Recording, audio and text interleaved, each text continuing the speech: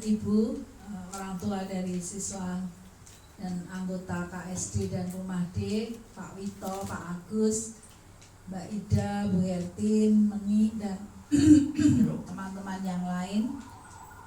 Terima kasih banyak. Saya tidak mengira ada surprise party, karena saya pikir saya bebas tanggal 28 saya pergi. Tapi ternyata ya saya nyantai aja, berapa jam 1, dia juga jam 12. Dioyak-oyak ono apa ya aku nyantai wae, kaosan kan. Kenapa? Saya nggak ngira, saya baru tahu setelah sampai di depan kayak ono apa, ono minuman-minuman di meja gitu, saya sudah wah, terus Pak parkir nyelamati sugeng ambal warso bu larak tenang. Apa namanya, bagi saya surprise yang luar biasa. Kalau saya boleh cerita, saya itu diberi hadiah Tuhan yang luar biasa.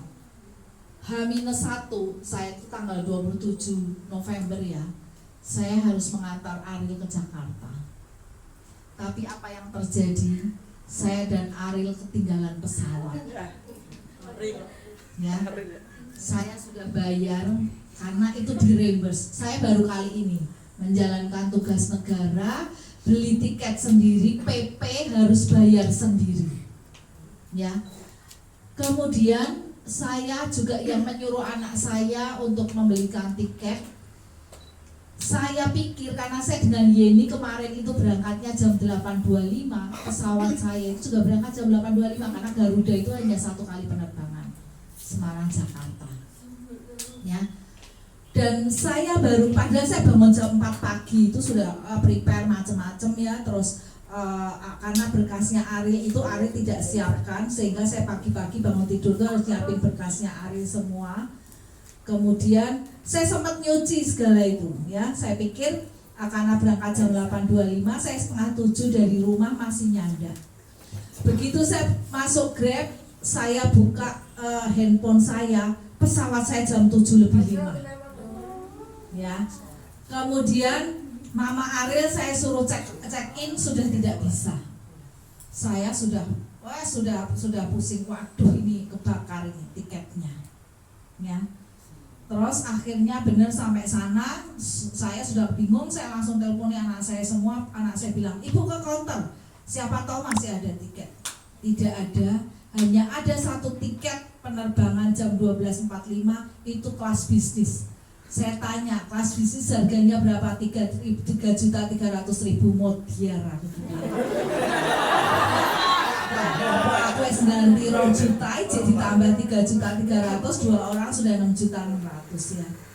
Kemudian saya mencoba kontak Huda. Aku tolong carikan tiket, ibu ketinggalan pesawat. Nggak bisa selasa cerita, golek tiket sih. Tapi sambil begitu anak saya, ibu golek bis. Pagi ini ada bis Sinarjaya, gitu ya. Terus akhirnya sambil berjalan, sambil saya menunggu Huda, dalam perjalanan saya kontak-kontak Huda, tidak ada 1 tiket pun untuk kereta. Saya bilang satu-satunya harapan saya hanya naik bis. Tapi saya membayangkan naik bis 7 jam masih nyandak karena pertemuannya malam itu jam 7 malam. Ya. Kemudian benar sampai di sana saya dapat bis Sinarjaya. Kemudian harganya murah banget ya, 180.000 tekan Jakarta, bisnya AC, dapat makan sekali, lewatnya tol terus, isinya bis itu hanya 10 orang ya.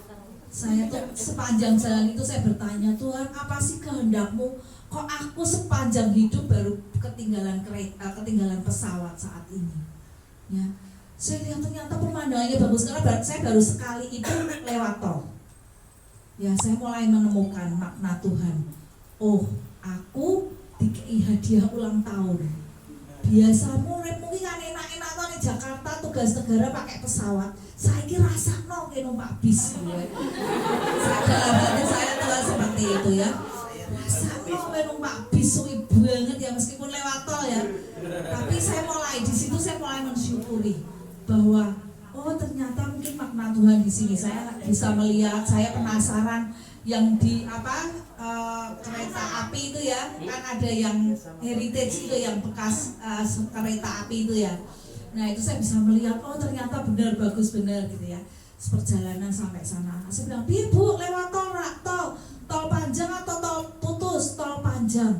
Wes, berarti gue ngotot sekitar jam 3, cik nyandak pertemuanmu. Pokoknya anak-anak saya tuh ngeyem semua gitu ya. Terus terus anak saya Adian bilang, biar sopirnya ramah banget, apik banget gitu ya. Terus nanti ditips ya sopirnya gitu ya. Terus ya aku bilang gitu loh. Nah kami turun makan sama Arin ya. Kan kita gak kenal nih satu bis ya. Kemudian waktu saya makan, saya harus ke toilet, saya titip sama pemilik restoran. Saya bilang, Pak, saya titip ya anak saya. Jadi bapak itu ngertinya Arin itu anak saya, meskipun kita beda ya. Arin kan pakai hijab, saya enggak gitu ya. Orang yang berpikir logis kan pasti akan berpikir seperti itu ya. Kemudian saya ke toilet, saya balik lagi ke sana. Terima kasih ya Pak, anak saya sudah dijagakan. Saya bilang, Ibu, saya bawakan satu lagi ya makanan buat anak ibu di jalan nanti kalau lapar. Kemudian, oh ini makna Tuhan buat saya ya.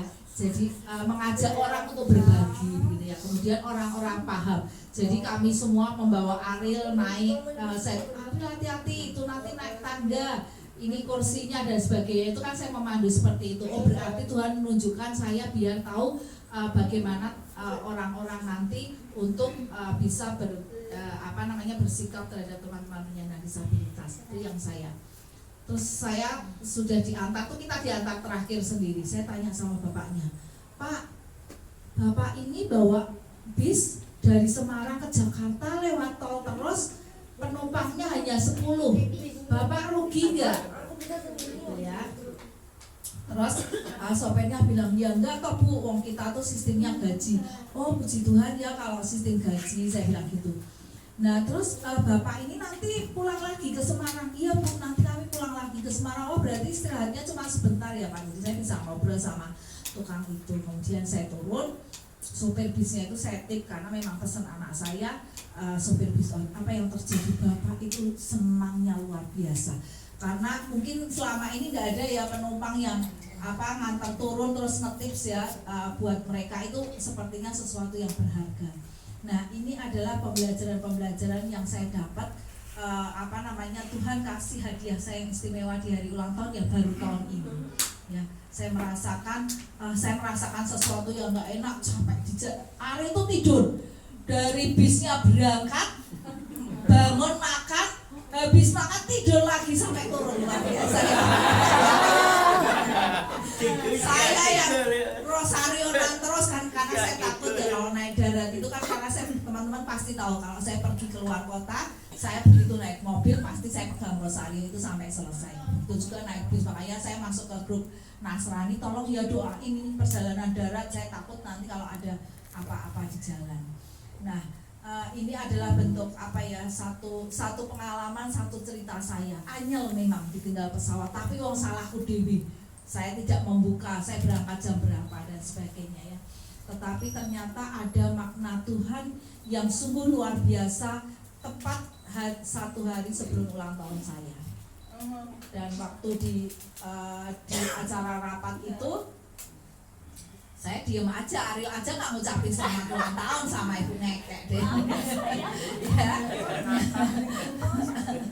Kemudian tiba-tiba ketika lagi break, salah satu fan jateng dari Brebes mendekati saya, Bunda ulang tahun ya Bunda.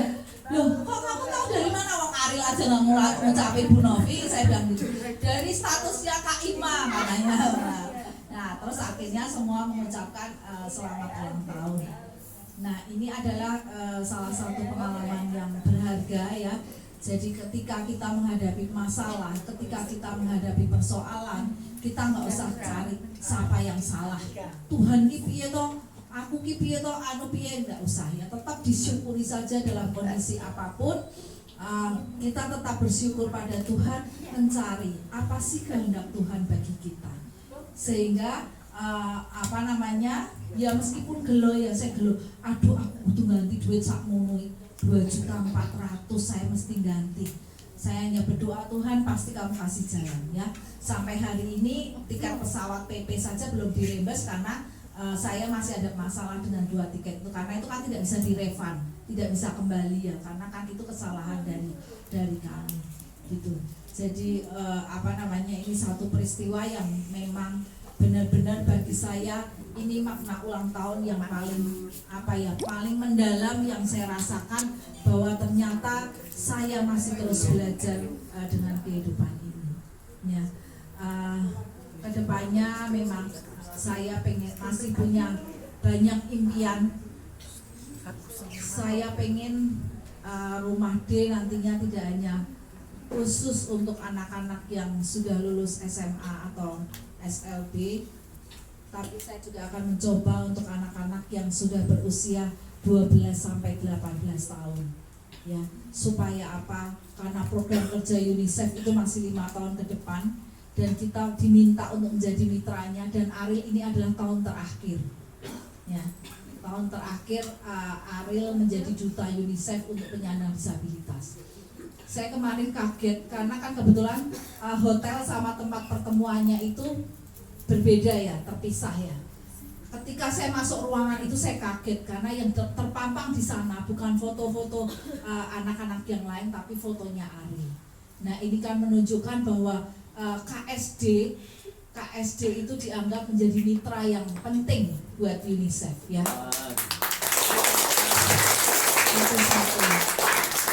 Kemudian yang kedua, saya mencoba karena saya perlindungan anak ini kan saya tidak mengikuti ya. Saya sering gantian saya, Mbak Ima, ya gitu ya. Sehingga konsep secara menyeluruh itu saya tidak mengikuti. Ketika saya di rapat itu, saya hanya diam saja, tidak memberikan kontribusi apapun. Saya sengaja melakukan itu. Saya hanya titip pesan Ariel, nanti kamu ngomong seperti ini gitu ya. Karena Ariel dan saya kan terpisah. Kemudian saya ditegur oleh pimpinannya UNICEF yang untuk Jateng Jawa Timur itu, Bu Novi kok diam saja, Bu Novi kok tidak berkontribusi apa-apa. Bayangin, bagi saya waktu itu saya mencoba, kalau saya diam saja di sana, saya ditegur nggak ya? Kemudian saya bilang, nah saya ditegur karena apa? Saya dibiayai, pesawatnya Garuda PP itu sudah berapa? Nginepnya di hotel bintang 5, makannya sudah makan enak-enak itu ya. Nah, sehingga di situ saya merasa berarti benar, kalau kami di pertemuan sebagai mitra, kami tidak berkontribusi apapun, itu pasti akan mengecewakan mitra.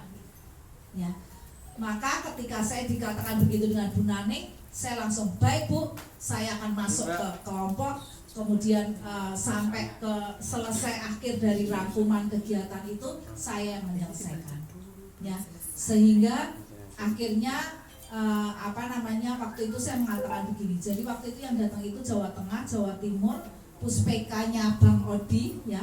Waktu saya tanya sama teman-teman Puspeka dari Kemendikbudristek, saya tanya, kenal sama Bang Odi enggak? Bang Odi Bu, Semarang. Iya, kenal banget, dia keren banget ya. Nah ini kan menunjukkan bahwa kita mitranya memang mitra yang patut dipercaya gitu ya. Kemudian setelah itu saya mengatakan, saya melihat dari NTT, NTB, Papua, Makassar, Sulawesi, kemudian Jawa Tengah, Jawa Timur, itu tidak ada satu program pun yang menyentuh teman-teman penyandang disabilitas. Hanya Jawa Tengah yang menyentuh teman-teman penyandang disabilitas, dan itu karena bermitra dengan KSD. Saya bilang, ternyata teman-teman dari seluruh perwakilan provinsi tidak inklusif. Maka program dari perlindungan anak untuk tahun 2023 harus lebih inklusif. Dan itu dibuat menjadi program nasional. Ya Arya, kemarin. Ya, itu jadi itu oleh saya, bagi saya itu adalah hadiah terbesar dari Tuhan, di mana saya merasakan sesuatu yang tidak enak, tetapi Tuhan memiliki rencana tersendiri untuk kami, untuk kita. Nah, ini adalah satu cerita bagaimana nanti anak-anak kalau harus dikirim ya mewakili KSD, ya harus membawa nama KSD dengan baik ya. Kayak Seruni, mana Seruni? Ya, Ya kemarin Seruni laporan, Bunda aku dapat hadiah 2. Kenapa? Karena aku memberi masukan, karena aku bisa jawab benar. Dan aku menyebut itu aku dari KSD, itu ada kebanggaan. Ya, jadi saya berharap, Bu Novi berharap kita nanti sama-sama ya, kita lompat ya, kita terbang tinggi. Nanti satu persatu anak-anak akan mengalami proses yang nantinya bisa memandirikan anak-anak ya, tapi kuncinya yaitu nanti tekun ya, berusaha sungguh-sungguh ya. Jadi itu saja harapan kita kedepannya bisa lebih kerjasama, lebih semangat ya, lebih banyak mengadvokasi peran-peran dari teman-teman penyandang disabilitas ya. Terima kasih, saya kembalikan ke Reva. Terima kasih,